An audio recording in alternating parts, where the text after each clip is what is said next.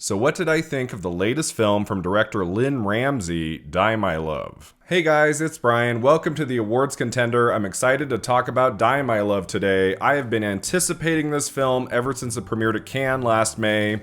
I hoped it would go to the fall festivals, to the Toronto Film Festival. It did not.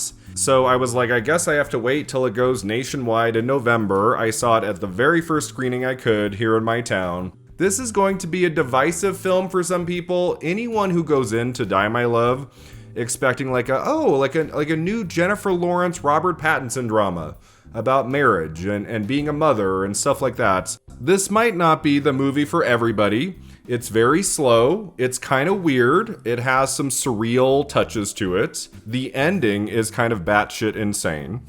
I was like, wow. In some ways I found Die My Love to be like a spiritual follow-up to Mother from 2017, directed by Darren Aronofsky, also starring Jennifer Lawrence, of course. That film is very strange, right? Like from the get-go, you're like, what the hell is happening here? That third act of the movie that really just like absolutely disgusted, revolted my parents, who I saw Mother with 8 years ago. I elected to not bring them to Die My Love. I knew, just based on some word of mouth, some things I'd heard about it, it was going to be weird and not a film for all audiences. It's not as weird as Mother, not by a long shot, but it does go to some dangerous and unexpected places, especially in the second half. It's not fully successful.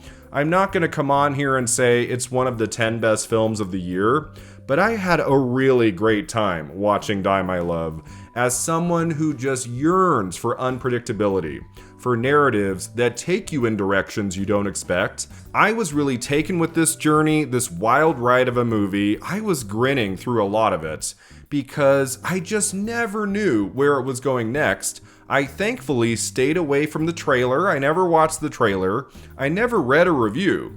So outside of a couple images and things I had seen the last 6 months, I knew nothing going into this. Outside of it starring Jennifer Lawrence and Robert Pattinson, of course. I knew they were lovers in the film. I knew she became a mom.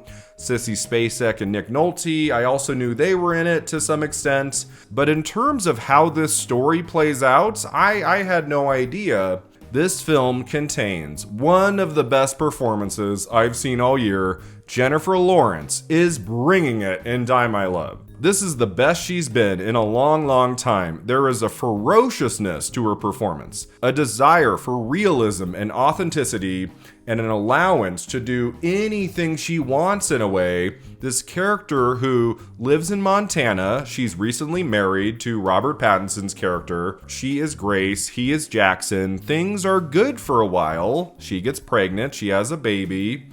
And then things start to go awry. She has what looks to be postpartum depression. She doesn't really love being a mom, going about her days. She used to be a writer, a prolific writer, it appears, but now she doesn't write anymore. She doesn't really know her place in the world. She lives in this dilapidated, kind of middle of nowhere farmhouse. Her husband is gone for many days of the week at work and stuff. So she's just at home with her kid, and she doesn't really know what to do with her time. And as the movie goes along, you recognize something is not right with Grace. She is mentally unwell. She needs help. Nobody in her orbit really, has the means or the idea to get her help. She lives near her mother-in-law, Pam, played by Sissy Spacek, who is really great in this. And that's someone she can turn to at times. But things do not get better for Grace. They just get progressively worse. And that's all I'm going to say about the plot. You don't need to know too much going into this. Again, the less you know about it, the better. Because it is a crazy journey with wonderful performances, beautiful cinematography, a really nice sense of place. And one moment after another where you're kind of clenching your fists in suspense in a way, what's going to happen next. The screenplay is rock solid. The direction by Lynn Ramsey is once again really fantastic. I have adored her work going back many years we need to talk about Kevin, especially from 2011. That film really stood out to me. That one had a little bit more structure to its narrative than Die My Love has. Die My Love bounces around a little bit. There is like a flashback early on in the movie I thought for a moment was just in the regular timeline. And then I'm like, oh, wait, okay, so that hasn't happened yet. Like, there are some moments in the movie where it's not entirely clear. Some of the elements in the story don't work as well as they could. There is this like side subplot in the film where Grace is having a thing with this guy who like rides a motorcycle. He lives nearby, played by Lakeith Stanfield. They have like 3 or 4 moments in the movie. There's not much of a payoff to it. The ending of the film, which I will not give away here, it was interesting. Like when it cut to black in the end credits, I was like, huh, okay.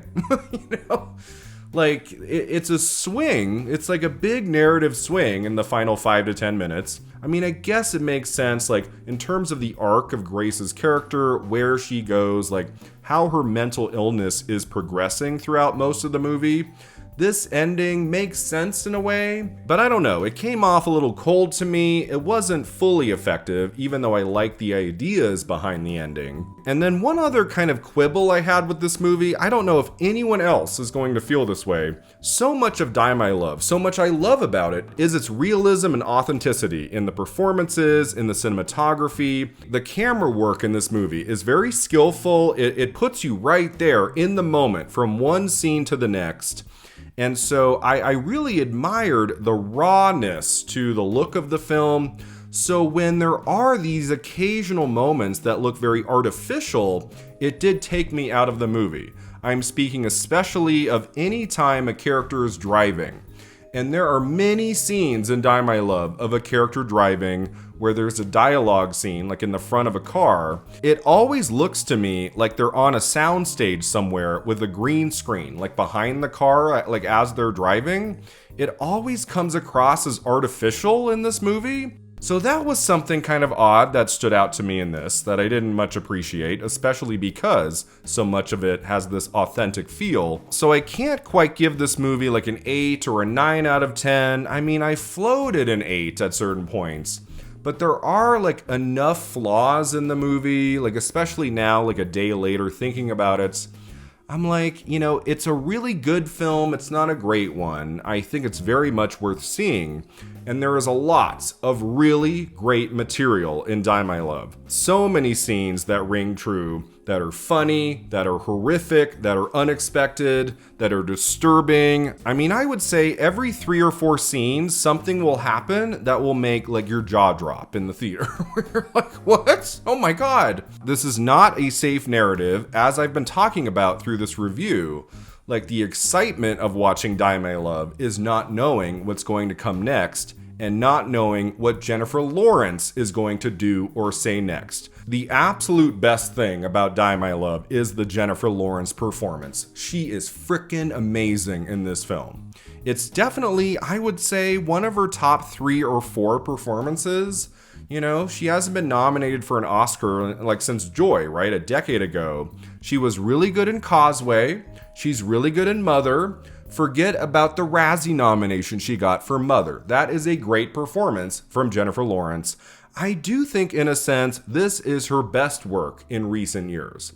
It's just so alive. She's so free, physically and emotionally. She just lets everything hang out, right? She is not burdened by insecurity as a performer. This time around with Die My Love, she had clearly a very close connection and relationship with her director, Lynn Ramsey, because in this film, she is bold, she is courageous and confident and ferocious and fiery. The rage inside of her in certain moments are just fascinating to watch. Her husband brings home this dog who from the get-go is just barking and causing trouble and not making their lives any easier. And the frustrations just in her expressions when she's not even saying anything, it's so well done. Like every step of the way in this, she clearly has made choices, like how she's going to show the progression of this character from being in a place she's not super happy in to a place where she just wants to get out and never come back.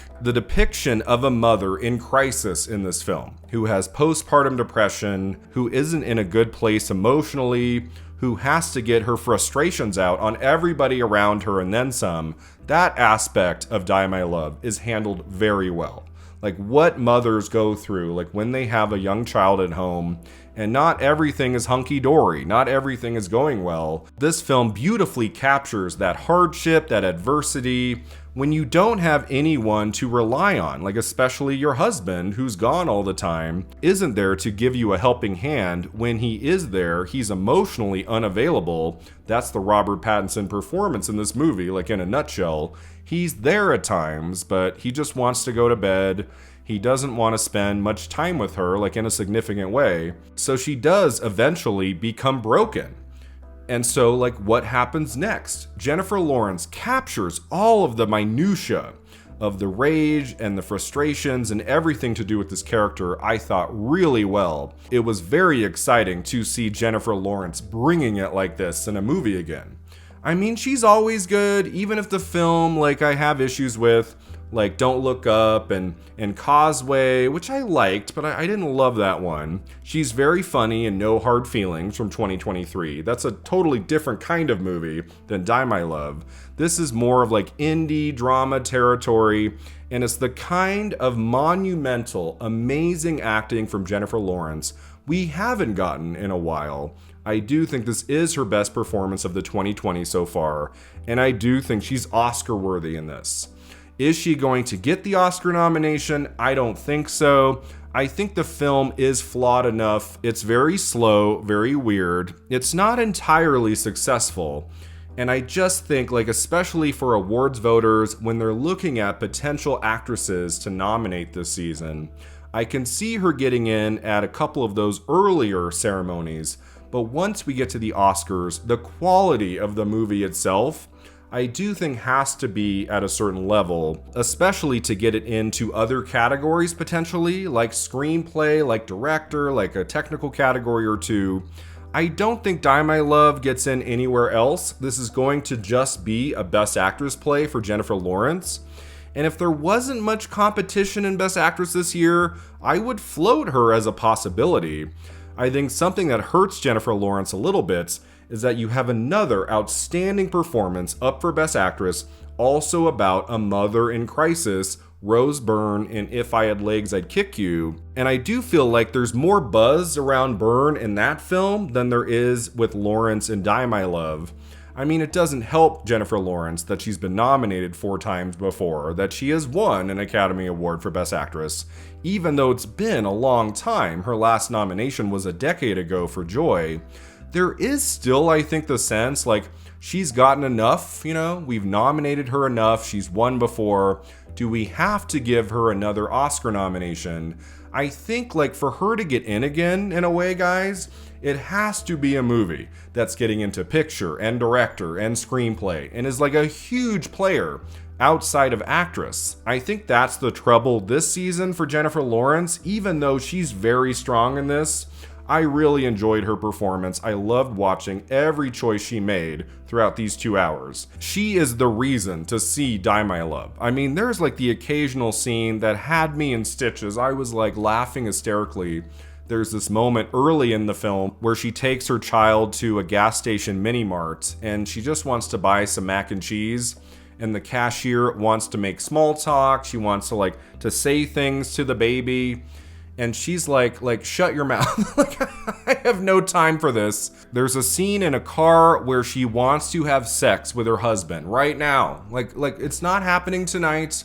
We haven't done it in a while. I want it right now, this moment. And he's like, okay. Like the way she plays that scene is also very funny, but also real. Like you can understand like why she's trying to make this happen. And because at this point in the film, we have seen her kind of snap at him and, you know, obviously she is going through some things. She's not in a good place mentally. Like by the halfway point of the movie, you just kind of know nothing he does or says in that moment is going to satisfy her. So all you can really do as an audience member watching this is grit your teeth and clench your fists and just and just hope like maybe she'll get better, like maybe there will be enough help from her husband and the family around her. I mean, she's so good in this. She kind of blows everyone else out of the water in the film. You know, there's other good performances in this.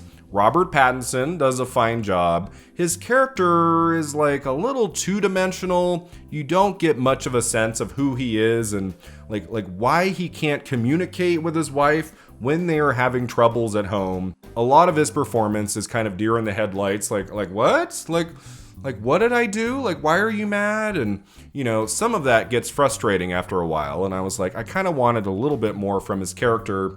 Sissy Spacek is lovely in this. I think she was like 2 scenes away from being a Best Supporting Actress contender. Like, anytime Sissy Spacek shows up in a movie, I am very happy. And she has more to do in this than I expected. She's in a lot more of the movie than multiple Oscar nominee Nick Nolte, I'll just say that. He has maybe like 90 seconds of acting in this movie, guys. He's got like one memorable moment in this. It just was like, okay, well, like why? Like, why don't we have more of this character? Why not add a few more scenes, like for the narrative, to give him more of a purpose in the story? I do think Die My Love could have been another 20 to 30 minutes. I don't think that would have hurt this film, you know, because a lot is happening in the story. There's a bunch of characters. It's not just Jennifer Lawrence and Robert Pattinson. There are other people in this town, like nearby their farmhouse, and different subplots and stuff. I do think an extra 20 minutes or so would have benefited the film. So yeah, I didn't go crazy for this movie. I didn't walk out like, holy shit, one of the best movies of the year. It's not quite in that territory. It's definitely good. It's definitely a movie worth watching on a big screen if you can see it in a theater. The cinematography is breathtaking. I really like the full frame of the movie. Like in Bugonia, it adds a sense of claustrophobia to Die My Love. Like, as the film plays out, as she is spending so much time at this farmhouse by herself, with her baby, who's crying, who's upset, and she has no one to turn to. I do think like the format of how the movie looks, that also adds to the tension and unease to the story and the progression of her character. And then you have those performances, especially Jennifer Lawrence. She is one of the finest actresses of her generation, and if you might have forgotten about that, because she doesn't make quite as many movies now as she did like a decade ago, remember that run she had from 2010 to 2015? Like, that run was freaking insane, right? Just in those 6 years. Like, the amount of movies she appeared in that were huge blockbusters, getting 4 Oscar nominations at such a young age. You know, in some ways, like going into the second half of that decade, into the 2020s, it's like Jennifer Lawrence always has to prove herself, like that she was worthy of all of that attention she got, like in her early to mid-20s. And Die My Love reminds us how much of a dynamite actress she can be with the right material, the right director. I didn't love Die My Love, you know, I didn't love it, but it's really great. It has a lot of really interesting elements to it. It's unpredictable, it's dangerous, it's thought-provoking, its ideas about motherhood are fascinating and sometimes disturbing too. And it contains a truly remarkable performance by the great Jennifer Lawrence. She might not get the Oscar nomination, but she is worthy. She is that good in Die My Love. I give this film a 7 out of 10.